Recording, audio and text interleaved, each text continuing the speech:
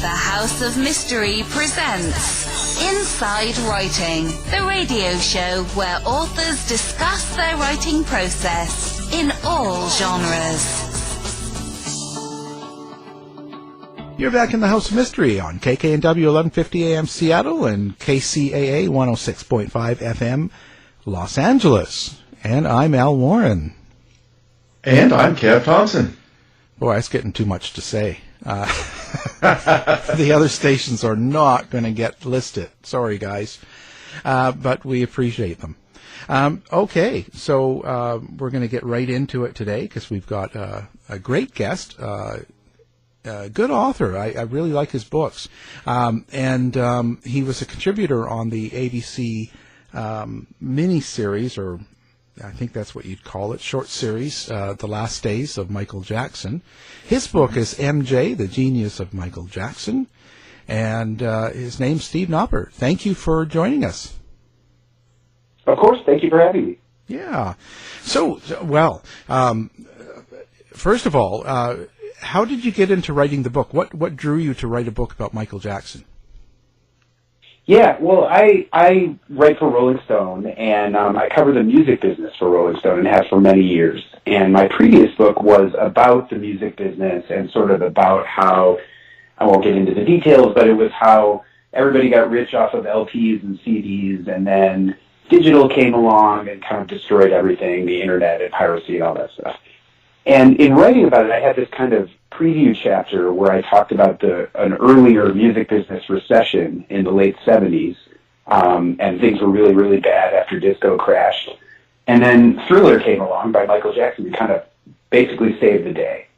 And so I did a lot of reporting, and I made a lot of contacts with Michael Jackson's camp. I got to know his former manager, Frank DeLeo, and I just kind of, went with some of the things that they told me about Michael and used that for the early proposal.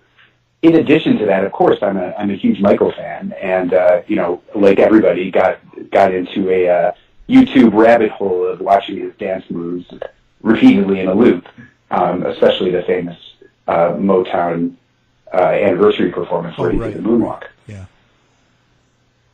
So, Now I don't know about you, but were you totally surprised about the death and how it happened in the early age, or did you sort of think he was in a spiral somehow and it was bound to happen?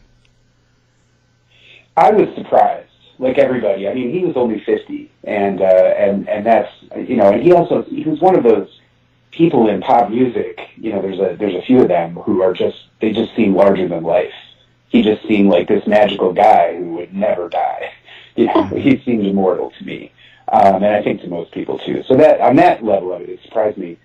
At the time, I had been covering for Rolling Stone a little bit about the tour details, the This Is It tour, as you recall, that he was setting up, which contributed to his passing.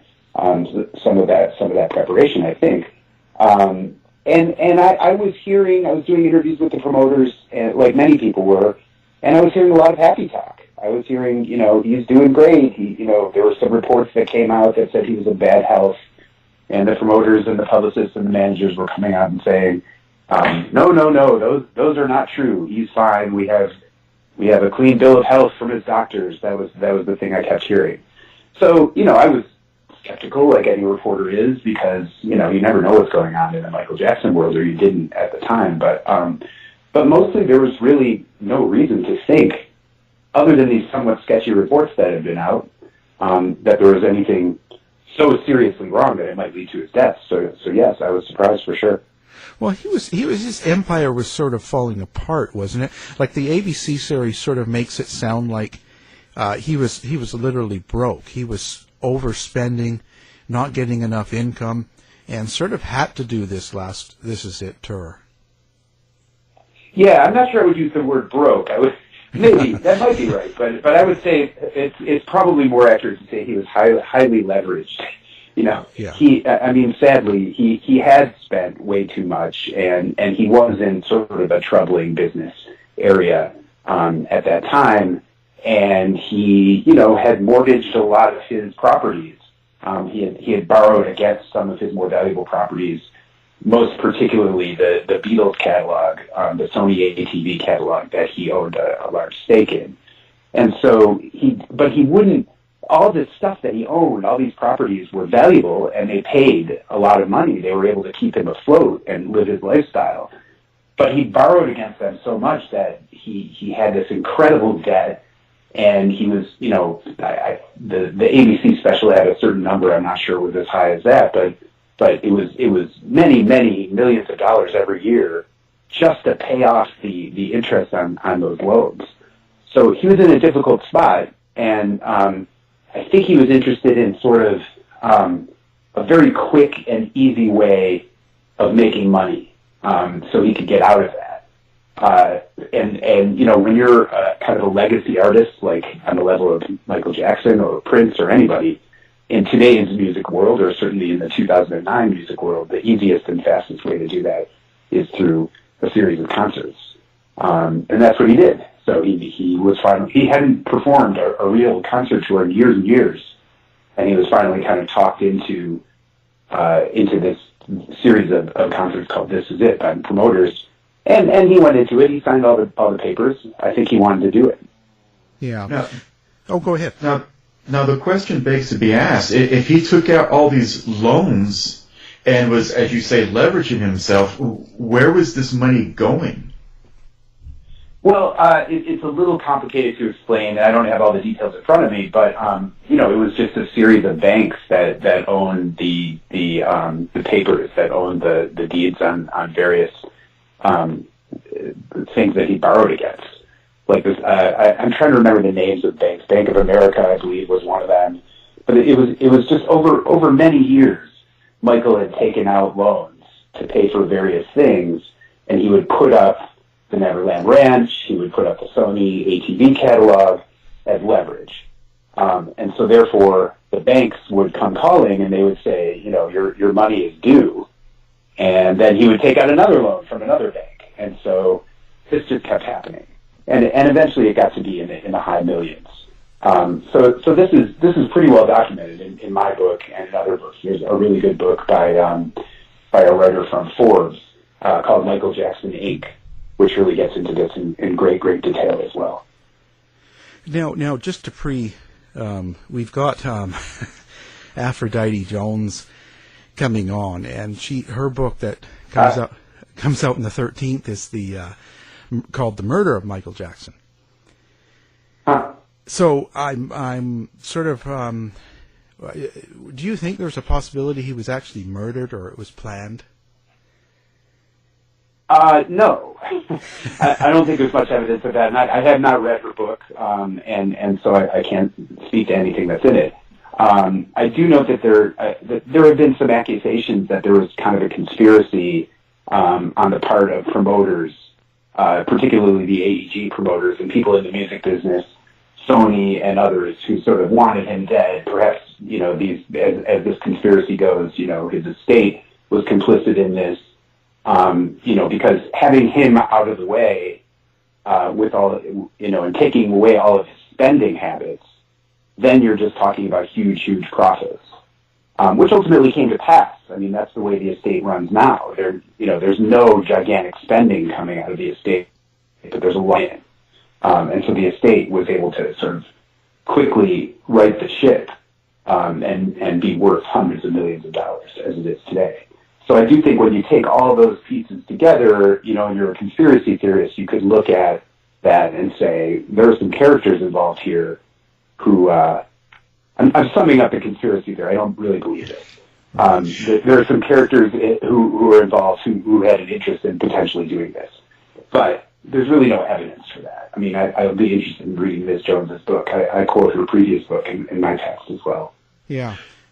And that's the way it goes, isn't it? With people who are like we just said at the beginning of the show, they're so famous and we love them so much that they're almost immortal. So if they do die, it's got to be a plot against that person because they couldn't possibly die on their own. Sure, and that comes up over the years with lots of different performers. I mean, people believe that Tupac Shakur is not dead, and people believe that Jim Morrison isn't dead. So, there's murder conspiracies on all fronts of all of those. And you know, I mean, Kurt Cobain, you know, these things come up in various ways all the time, and I think a lot of it has to do with when you're a pop star and you have that much money and you're able to live in a way like Elvis, you know, where you're secluded and mysterious, you know, it becomes intriguing about what's really, really going on inside. And then by the time, you know, the person passes away, you're reliant on kind of witness interviews to find out what happened, and various people are more credible than others, and you don't know who to believe, and the whole thing becomes very mysterious. Certainly a lot of that was at play here. Yeah. But given the evidence, I think it's pretty fair to say that, at least in my research, I don't believe that there was a conspiracy that he was murdered. No. You know, but Tupac is not alive? Oh. Well, no. I mean, I just saw him at the coffee shop. But, I thought he was coming in later. I shouldn't have said that on the air. We got him coming in. You know, he's coming in for an interview. I bet he has very interesting opinions on Michael Jackson. I bet. Well, you know, Michael Jackson was kind of after that, the allegations, you know, we sort of mentioned about the abuse with the minors and that. Didn't his record sales really kind of dropped off after that whole trial or event? Yeah. Well, I mean, it's hard to sort of talk about cause and effect. I do think that's fair to say. There were two sets of prominent allegations against Michael. The first wound up in a settlement, and that was in the early 90s.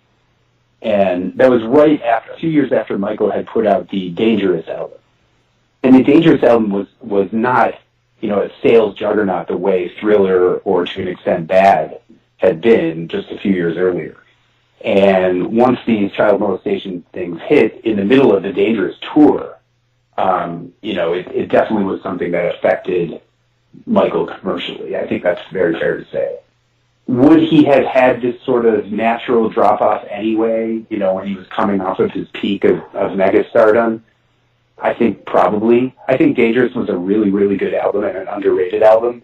And I think that, you know, it might have gotten its due in sales over time, perhaps, had these personal things not kicked in and turned Michael into sort of this poisonous media property. I think that's possible. But, you know, who knows? Yeah, it seems to be kind of the way. I mean, you look at people that have lived that were multi-stars like Madonna and stuff. A lot of their stuff goes up and down, and it has to go through cycles, right? Just like with him. But with Michael, I think there was no. Yeah, I'm sorry. Just a quick point. I mean, there's kind of commercially there was no direction to go but down. You know, I mean, he did Thriller, and that was the best-selling album of all time. Everybody had multiple copies of that album. I did. And then, the same. And then, you know, you're not. He wanted to match that, but you probably aren't going to do that in your lifetime. Yeah. You can only have one. You know, that's just the way it goes, and it's hard to follow up something that big. Because it'll always be judged against it, and there's just no way you could ever compete, you know. Right, and it kind of tortured him trying, but yeah, I agree with you. Yeah.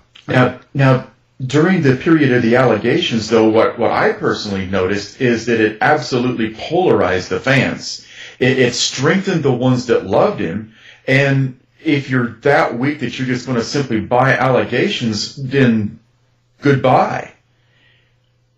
Yeah. Well, I mean, also, it's kind of, when you think about the media coverage of that time, the media coverage had Michael Jackson on the front page on TV news shows constantly, numbing, every day. And the message that people were getting, particularly, I mean, so the legitimate news sources were more credible on this, but the tabloids, you know, the supermarket tabloids, every day were just these, you know, wacko jacko and, you know, on and on, showing this monstrous personality. And the message that the public was getting on a sustained basis over a long period of time, even in the credible media.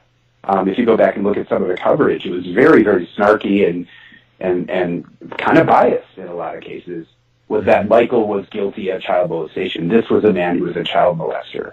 And Michael would come out and make these statements, and he would say, well, I'm not a child molester, and I settled this case because I just felt like that was what I had to do for, rather than go through the pain and torture and trauma of the trial and blah, blah, blah. And, the message after that was sort of, he must be guilty. So I don't mean to be naive. I mean, there is certainly, Michael handled a lot of things with regards to his relationship with children incredibly poorly. We can talk about that if you want. But I do think that the media coverage then, and especially later for his trial that ended in 2005, the second wave of allegations, I think was extremely unfair and really contributed to a sort of portrayal of him that was this evil monster. And I don't know. I think the media should really go back and study itself during that period. Well, I think the media's a lost. It's an art that's gone. The bias just kind of just run rampant now, and especially in true crime because of shows like Nancy Grace and stuff, and that sort of ilk, where it's total opinion and very little fact, but it's just, and people jump on and they like or dislike someone. It's easy. For me at the time, I think I was swayed a little more positive that he was probably involved in something wrong. But since his death and over the time, I've sort of gone the other way. I sort of almost think that it probably didn't happen. So, it's kind of one of those where, there's no evidence, or, there's evidence, but I just sort of, like you said, if you watch some of and you go back to the old news parts, it is very one-sided. It's like, it was considered he was guilty. Yeah, I think that's fair to say, and I'm in the media. I've been working for newspapers and magazines and Rolling Stone and others since the early '90s. So I'm a veteran in media and journalism. But I think it's fair to say, Michael, to criticize Michael for doing things and to look at accusations. Certainly there were accusations coming from credible sources. The Santa Barbara DA. Went after him and had a lot of evidence on his side. So it's certainly fair to report that. But the way the credible and the kind of alarmist media, the tabloid media, kind of reacted to this was, I think, outsized. It was really overdramatic. I think that someone should do sort of a day-by-day study of the way the media covered the Michael Jackson trial, with an idea of what's fair and what's objective, and I think that it was problematic. Yeah, and it's really surprising that the nude pictures they took of Michael, the police never got out in the public. I'm surprised about that. Yeah, because you know how it always goes. No, that's true. Yeah, that's a good point. Well, I'm actually relieved. I mean, why humiliate the man's? No, I don't mean it like that. But I mean, why humiliate the man any more? No, you're right. Totally. I'm just surprised because you know how all of these leaks happen. I mean, you have bigger leaks from the White House. You have things that get snuck out that are you wonder how they would ever get out, and pictures of other people and other things, and this never happened. And he was such a big star. I'm just surprised. Yeah.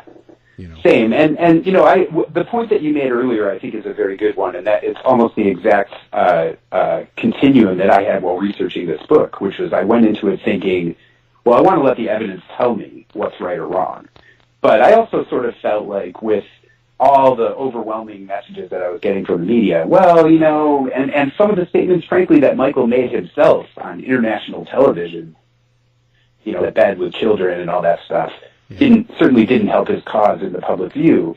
So I sort of went into it thinking, well, there's some smoke here. There might be fire. I was influenced by other things that were going on at the time. But when I started to really do the research and really delve in and read all the transcripts of the 2005 trial, and read all the books and the evidence and do the interviews with many of the attorneys again from the early 90s settlement, I just felt like there's just no evidence here. And if you're looking objective, I mean, okay, if you have a feel for it, that's one thing. But if you're looking at objective evidence, I couldn't find any evidence or research that suggested that 2005 not guilty verdict should have been overturned. It seemed like a fair verdict to me. Yeah.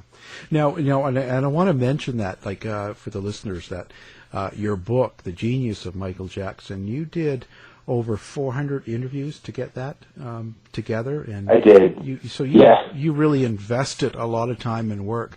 And this is a really important piece of work. If people want to get a real good, a real good insider look and some realistic points of view, they've got to pick up the book and read it, or listen to it like me, who can't see. Right. But so it's important. We'll have that linked on our site as well. Now, one thing I noticed too was that they talked about the picture of him just when he died and how it got out and how it got, what was it, like $400,000 or something?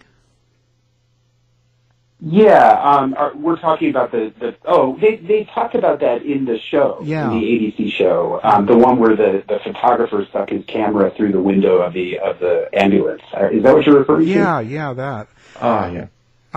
I was surprised by that too. I hadn't heard that story. Yeah, I didn't know that story. I mean, that was one of the things on the show that kind of surprised me. That photographer was talking about how much money. I think he said that it almost got up into the seven figures at one point. Yeah, I had never heard that. That's what I mean. That's why I was kind of bringing it up, because I had never heard that, and I'm around the media too all the time. And how could such an expensive picture have been put out there? But I've never seen it. I never heard about it. Yeah, no, I agree with you, and that may be a hole in my research possibly, but I was surprised when I saw that on the ABC show, and they interviewed the photographer, and he seemed like a pretty credible guy, so I'm not surprised that it happened. I'm surprised it isn't all over the place. Like, why? That's what I'm surprised about. Whoever paid that kind of money didn't get their money's worth. Yeah, that's true. We don't know the other side of it. We only know the photographer saying what his experience was. I don't think they interviewed any editors or anything, any people from the publications about that. Yeah, and I should mention that I just noticed, I think yesterday on the news strip, that ABC is being sued now by Michael Jackson's estate for I saw that too. Yeah, which I don't know that they can really be infringing, because it's a news special.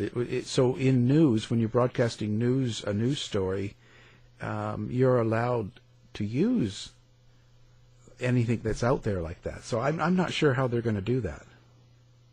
Yeah, I agree. I was surprised by that suit as well, and there was an announcement immediately before the show, like the day before, where the estate said it was upset with the way the ABC show was using the copyrighted music.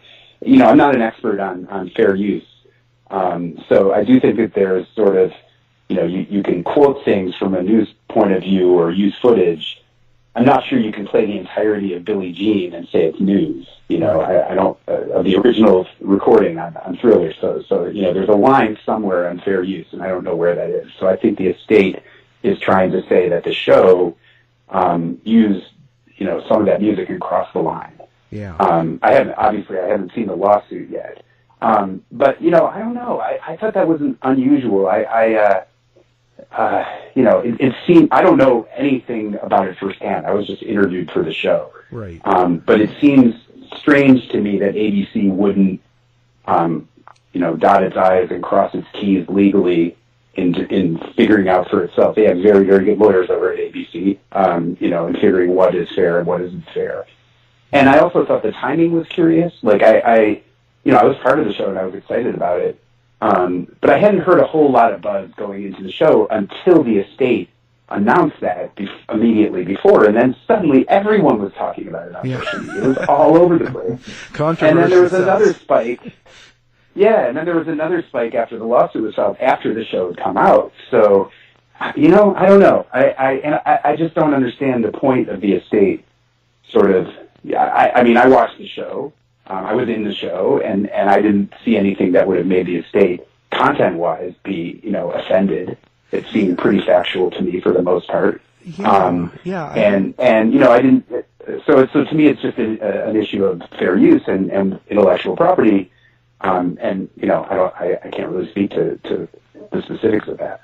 Well, you know, without, I guess it's an awkward situation. But if I was to ask, did you think they did a good job of the series? I mean, I didn't. I know that I came out of it not thinking Michael Jackson was bad. Like, it didn't taint Michael Jackson, so I'm not sure why they're upset enough to sue. Yeah. I better shy away from commenting on that, because I really enjoyed the show, and I was part of it, and they were super generous in putting me in there, you know, and I felt like they were very fair, and they came over to my house. I live in Denver, Colorado, and they sent a local crew to my house, and they interviewed me for about 3 hours, and it was, you know, a remote voice on the phone. They rearranged the furniture in my living room, and the person I was talking to was actually a guy in the production crew who had a big beard. So I was staring into this guy's eyes for 3 hours, and he wasn't even asking the question. Yeah. So it was at the end, I was sort of like, and it was lunchtime, and I was sort of like, what did I just say? So I was worried, but I thought the show came out really, really well, and I was happy with how it was portrayed. So I'd better not get into too much. No, that's fair enough. Critiquing the ins and outs of the show. No, fair enough. I'm just surprised, because I'm not exactly sure why they were so upset with the show, because I thought it was a pretty reasonably done show. It seemed pretty fair, and I didn't really get the feeling that they were making Michael Jackson out to be a terrible person and all these things wrong. And so I was sort of confused. And then when they brought the lawsuit, it's about infringement, about using of his music, and I kind of thought, well, that's silly, because they just play bits and pieces like any other news thing. It's not like they're selling the album. So I agree. Yeah. It's my understanding that you can only use like 20 seconds of somebody's music, and it's considered sampling. Yeah, you can, and you know, and each thing has its own, because what we do on radio is different than what they can do on TV. But like I said, I don't know, it's confusing. Well, it's a little different with radio. Just a quick point. I mean, it's a little different because most radio stations, if not all, in the U.S. have licenses to be able to use almost any music that comes out on a record label or through a publisher. Right. So that's a little different than like a TV show using a specific piece of music for news reporting purposes. Yeah. I didn't know about the 20-second threshold. You might be right about that, but there is some threshold on fair use somewhere, and I don't know enough to know about the show whether it violated that or not. Yeah, if you use more than 20 seconds, there can be a charge for it on radio. Right. I don't know how the TV works, but it seemed to me the focus was not on any of the music. You know what I'm saying? It wasn't like a special where they were talking about this song and then next he released this and all that. They weren't like going through his catalog. So, I don't know. Yeah. But his death itself, and the doctor that got charged and actually convicted and sent to jail, what was your opinion on that? And do you feel that it was a fair verdict, that you feel like the doctor was responsible and should have spent some time in jail? I do think it was a fair verdict, yes. And I think, he was convicted of manslaughter, and I forget the total number of years he spent. I think it was something like 4. Yeah. I can't remember the exact amount, but we're talking about Conrad Murray. And, if anything, there was pretty extreme negligence going on there. I mean, it's very well documented. It's in my book. The evidence came out in court that Dr. Murray was kind of sitting outside Michael's room after he'd given him these deadly doses of propofol on the phone with various people, kind of not paying attention to someone he'd just given a really potent dose of a drug to. So basically, something went wrong in there. And I do think that Dr. Murray was responsible for it. Yeah. I think that, he was negligent. He was a bad person. Whether he committed manslaughter, I mean, that's for the courts to say. I don't think that was his intent. I don't think he said, tonight I'm going to murder my client, Michael Jackson, my patient. But I do think that there was some really bad stuff happening that night. Did you ever get the impression? I don't know if you interviewed Murray, but I'm wondering if you got the impression that Conrad Murray was scared of Michael or intimidated by Michael Jackson enough to give him that kind of a drug, which you're not supposed to have in a private home anyway. So he was doing something he knew was illegal and doing it for his client, but was it because it was Michael Jackson, and do you think he was intimidated and he felt like he had to do it? I'm not sure he was intimidated. He's given some interviews, and some of them are a little nutty over time, so I don't know if he's ever actually come out and said I was intimidated. And he's talked to the police, and he's given, depositions and so forth. But I do think, and I didn't interview him, but I did interview a bunch of people who knew him and read a bunch of stuff about him, of course. And my impression of Dr. Murray is that he was kind of a pleaser. He was someone who wanted to do good in the world and wanted to just do things for people that made them happy that they wanted to do. I got the sense that he was not super experienced or good at saying no to people. And Michael was sort of this, golden goose kind of client that landed on his lap, out of the blue. And he just happened to have a connection with him. And Dr. Murray was heavily in debt. That's pretty well documented too. He owed a lot of money to a lot of different places, and I think when he came across Michael, who could give him a bunch of money, and then he was hired by AEG, or rather, out of Michael's advance through the This Is It tour. This was a sizable amount of money that he was getting, so I think he just wanted to keep getting that money. So when Michael said, "Give me the milk," and which is pretty infamous now. Dr. Murray should have said, "No, sir, this is not good for you. You shouldn't be doing this." Instead, he took another route, and that was obviously very much tragically the wrong thing. Oh, yeah. That makes sense.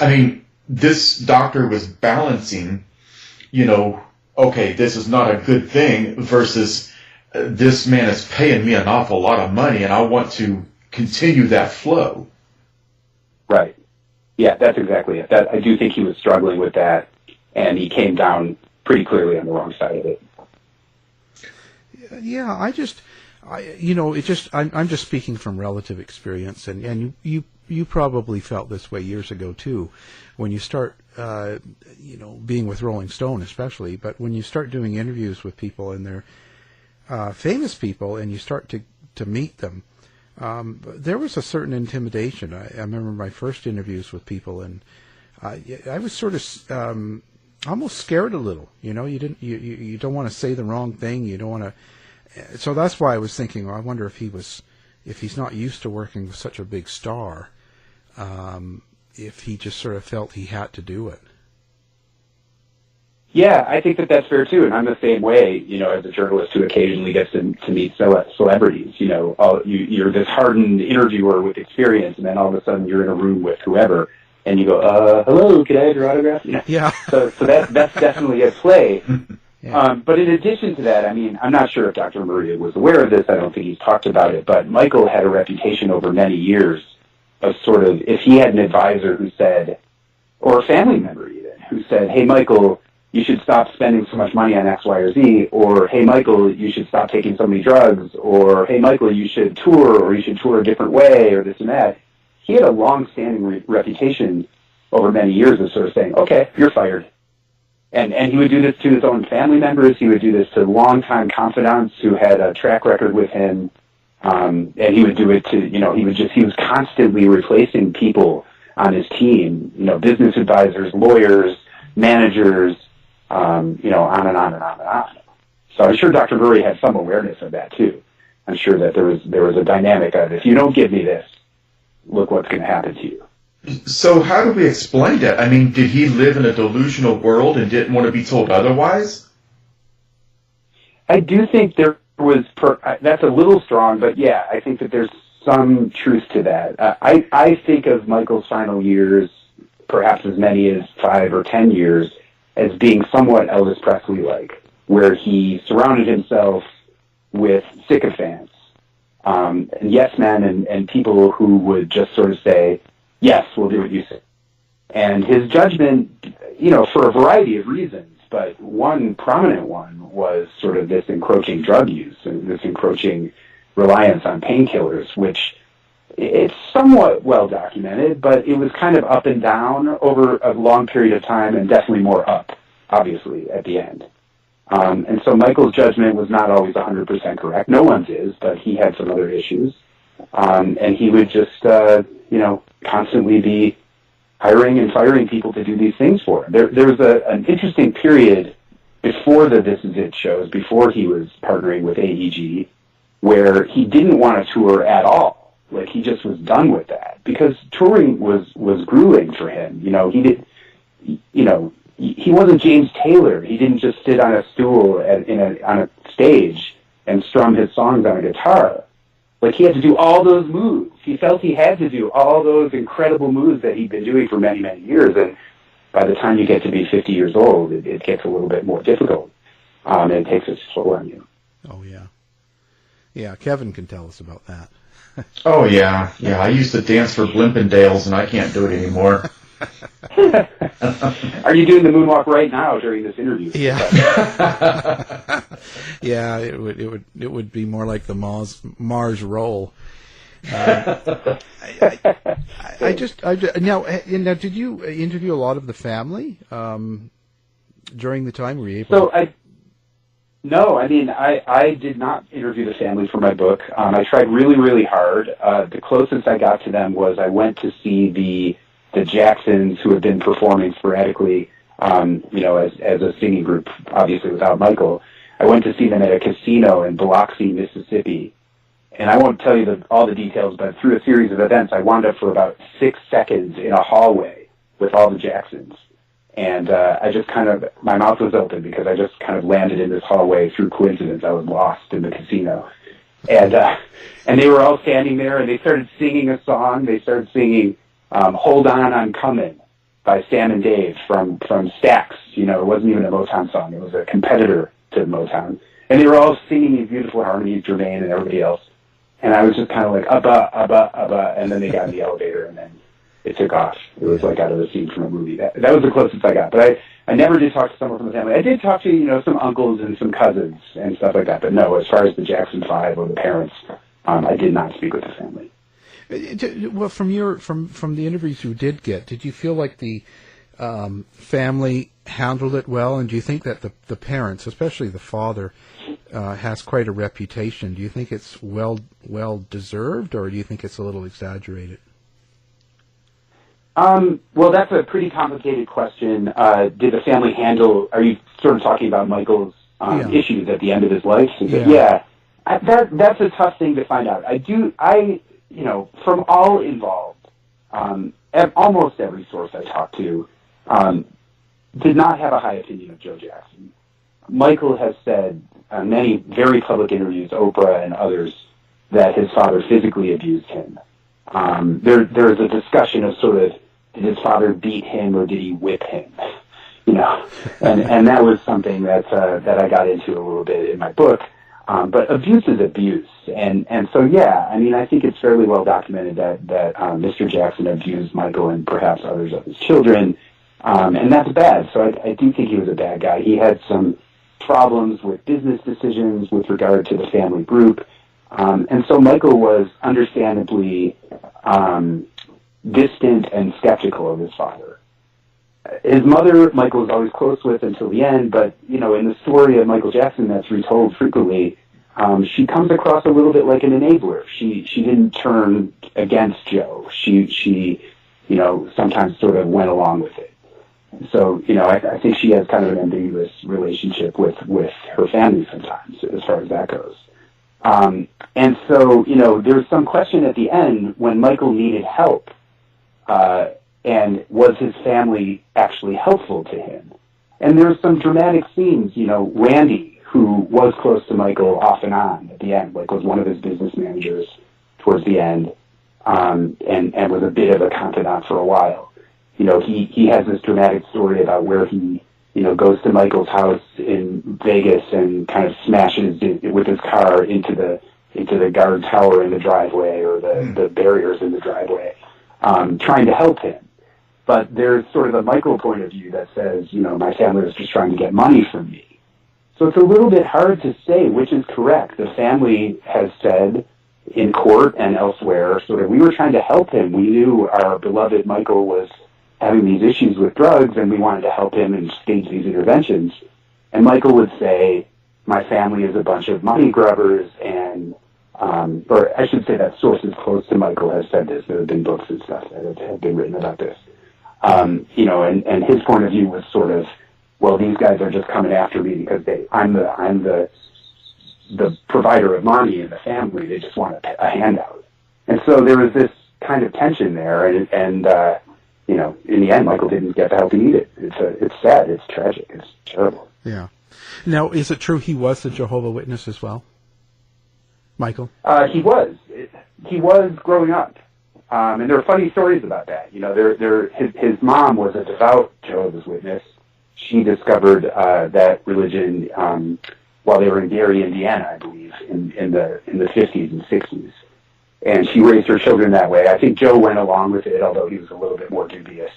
Jehovah's Witness is a pretty strict religion that doesn't allow drinking or partying, and I think Joe was okay with those things. So there was a little bit of he didn't go along with it 100%, from what I understand. But there are very funny stories about, in the 80s, at the peak Thriller years, when Michael was the most recognizable person in the universe, of him sort of knocking on doors and spreading the good news as a Jehovah's Witness throughout LA and other places. So there's people who talk about that. I have sources who claim that, they were in their bathrobes and they answered the door in LA and there was Michael, handing out literature. That'd be a cool story. Yeah, it would.